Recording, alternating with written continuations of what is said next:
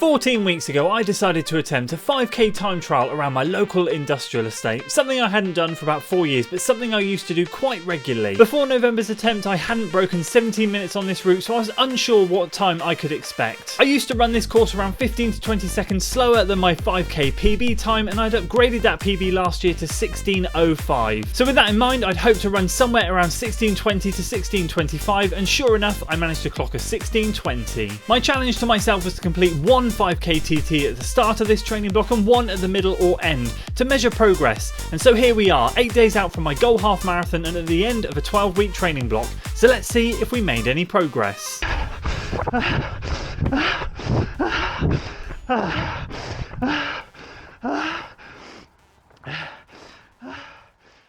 So here we are a few weeks later and we will be giving the 5k another go. Weather conditions are a little bit different today than what they were all those few weeks ago, but I'm excited to give this one a go. So let's talk you through my morning routine. What have I done for this? So I got up 2.5 hours before this. I have had my bicarb. I've had a bowl of Rice Krispies. Being completely honest with you, I'm sure you'd love to hear me say porridge or something like that. That'd be really good. Nope, it's Rice Krispies this morning. Bicarb 2 hours before. Morton caffeine gel 45 minutes before, and I've just had a Ketone IQ shot before I've left. So I now have, as I have been testing, 200 milligrams of caffeine in the system and I feel very well fueled. Differences between today and what it was all those weeks ago. Well, better weather conditions last time. I will be honest with you, it's pretty good. A bit of drizzle, that's all right. It's the wind. So I'm going to head out onto the industrial estate now. The wind isn't too bad, but I am going to see what it's like. I'm just going to literally do a 15-minute warm up. I'm going to run out there for 7 minutes, turn and come back, do some strides on the way back. So we'll see what it's like out there.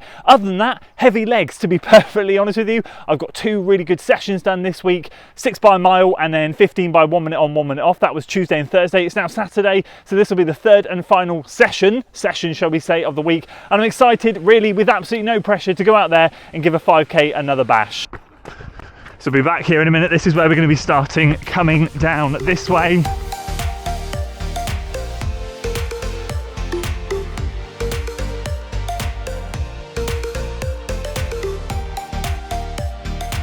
Okay, spun there. So I've done the length of the estate, 10 minutes so far. We have a headwind going out. This is a flip reverse from what we had earlier in the week.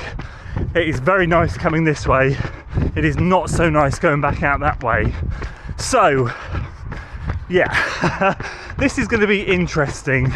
I always take myself a long time to psych myself up for these 5k efforts because it's completely unnatural to me, and the goal this year is to throw myself into it more. And after this half marathon training, I'm actually doing a dedicated 5k block. So I am putting myself outside of my comfort zone. I'm going to train for something that I'm really not used to training for, very specifically. So warm up is going to be 12 minutes easy, 3-minute tempo, stop the watch at 15 minutes, do 4 strides, then we're going to roll. There we go.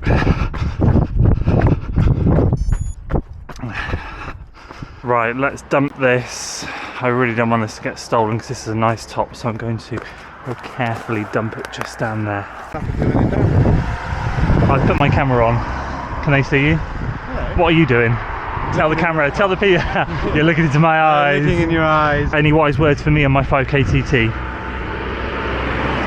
I quite like your shoes, actually. Do you? I don't often like your shoes. These are my lucky pair.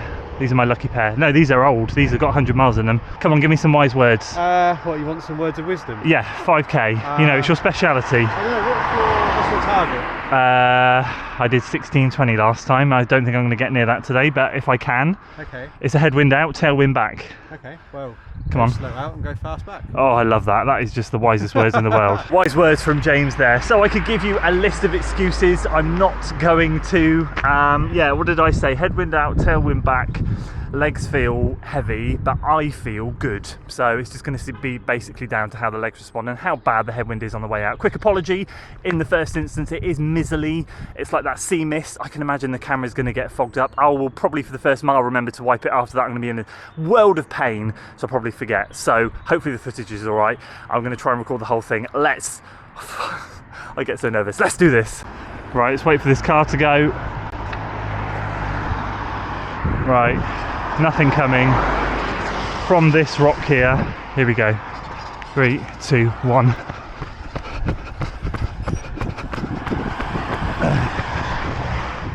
So here we go. I'm going to drop in and give a little bit of commentary across this because I think it's important for me to share some of my thoughts as we get going. I'll tell you what I was thinking about instantly right now. 2 things. Number 1, absolute pure dread. I hate the pain that 5Ks bring, but I know it's a distance that I need to challenge myself on, so there'll be plenty more of them this year. The second thing was basically a case of you're either going to beat your last time or you're going to epically fail because your legs feel like absolute trash. However, I was trying to put that out of the back of my mind and basically just tick off little markers along the way of this course. I've done this route so many times now that I know little points where I can tick off and go, right, you've only got this much to go, this much to go. And the first bit was basically going down around the roundabout, round the corner, and start on that first little bit of downhill, which helps give you a good start. So let's lock in and get to the first K.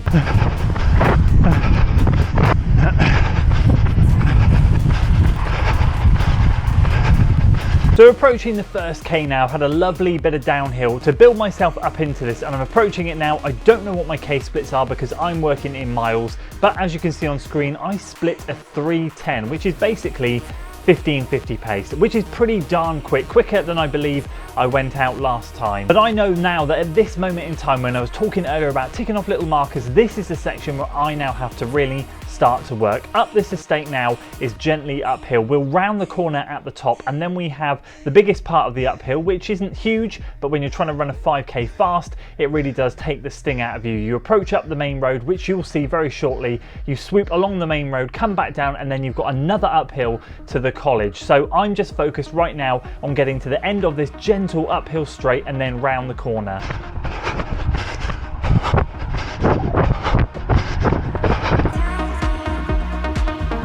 So we made it up the big long straight, we round the corner and cut just to a bit further ahead. We are approaching the first mile. 5:09, first mile.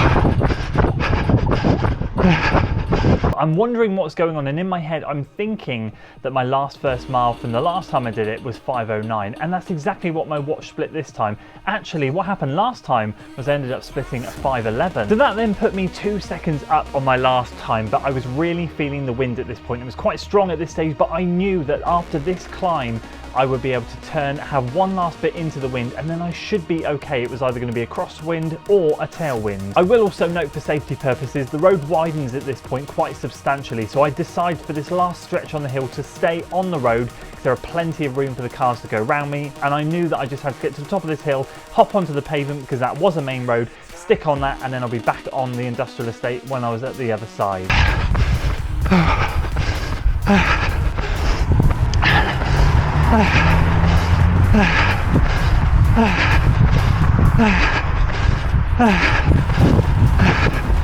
Now this is the only slightly sketchy bit of the route. You've got to do a bit of a sharp left-hand turn, and the path is quite narrow. Mud often runs onto it. It's only a small section, but you do have to keep your wits about you because there are thorns coming out from the left-hand side as well. But at this point, when I've got through here, we hit the 2K mark, and again, I don't see what that split is, but it is indeed a 3:24. Last time I ran a 3:21 for the second K, which means I was 3 seconds slower on that one. And I'll be honest, I could feel I was a little bit slower at this point. The wind had really worn me down. So really, what was going through my mind now was, am I even going to be able to get close to what I did last time?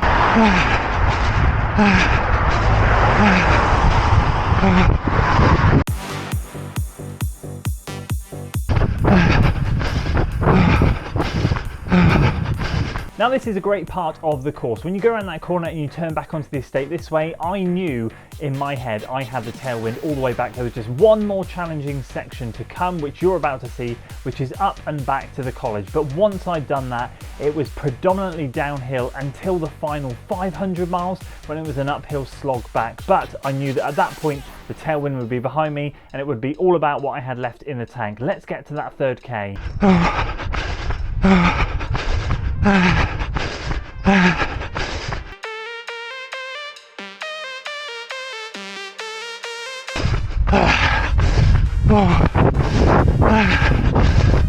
So here we are, we've got the up and back to the college. We are now heading back downhill, splitting the third K in 3:18. Remember, I don't see this, I'm only seeing mile splits and I'm approaching the second mile, but that I can confirm is 3 seconds per K slower than what I did last time. So first K was faster, these second two have been slower, and I knew I needed something monumental to even get close to November's time.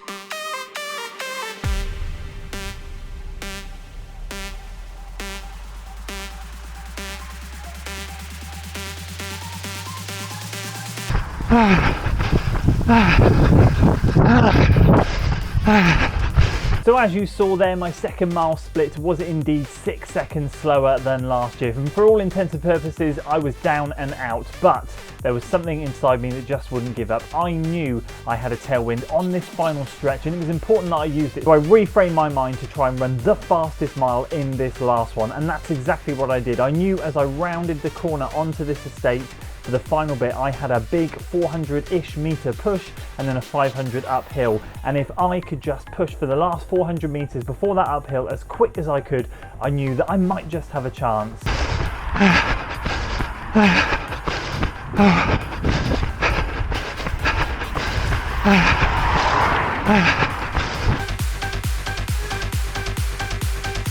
And that rally is exactly what I needed. I ended up splitting a 3:09 per K split for that fourth one, which is insane. That is 15:45 pace, I think. And I had really pulled it back. I knew at this point I was flying, but I could not see what my splits were because, of course, I'm working in miles, and I was just digging in at this point, working as hard as I could.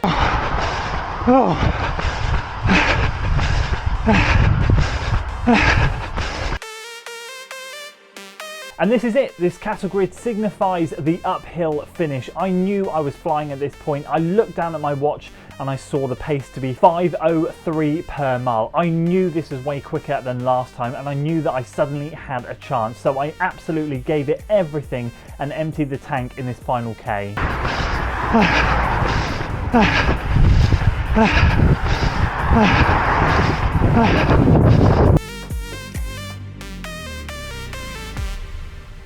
This is it, the last 30 seconds. Had I given myself a chance? Let's find out.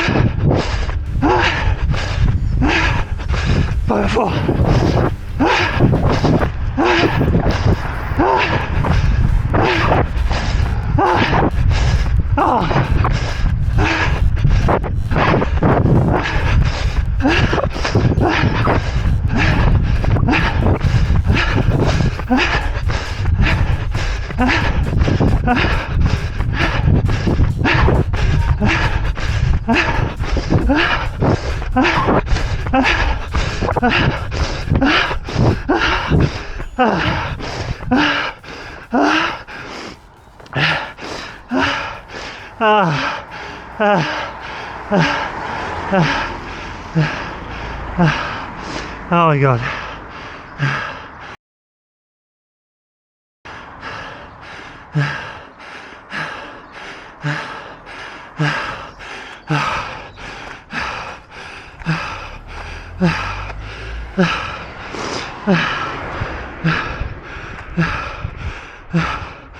So there we go.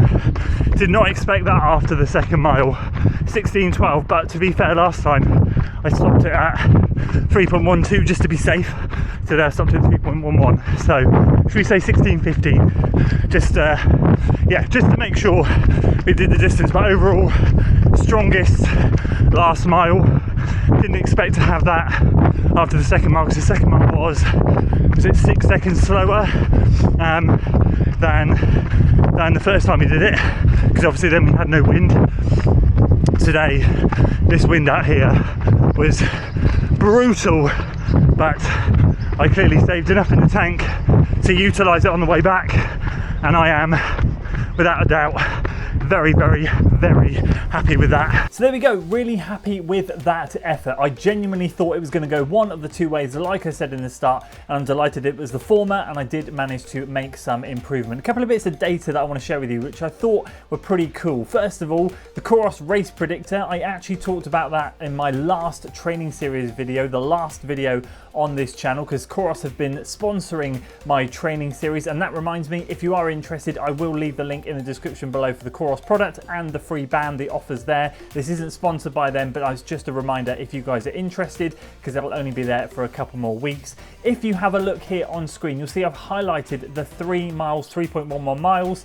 And if you look at the dark blue line at the top, it highlights that whole section and basically tells you the average pace, heart rate, max, and the effort pace. Look at the effort pace on the right hand side. What does that equate to? It equates to a 16:06 flat and fast 5k, which is exactly what the Coros Race Predictor thinks I can do. So that's bang on. So this is my stride length in the purple dots tracked along there. So you see the first section there is relatively standard, and then it drops as we go up the hill. It really lengthens as we go down. It drops a little bit as we go back up the second hill, and as you can see in that final 5 minutes there, it really starts to open up again. But notice what happens in that final couple of minutes. It goes down as we go uphill. So what that tells me is basically when I start to go faster and I put the hammer down, my stride length massively opens up. But what happens to my cadence? Well, this graph on screen with the orange line is my cadence, and as you can see, it pretty much stays the same, and if anything, it actually very gently goes down the other side. So if you look,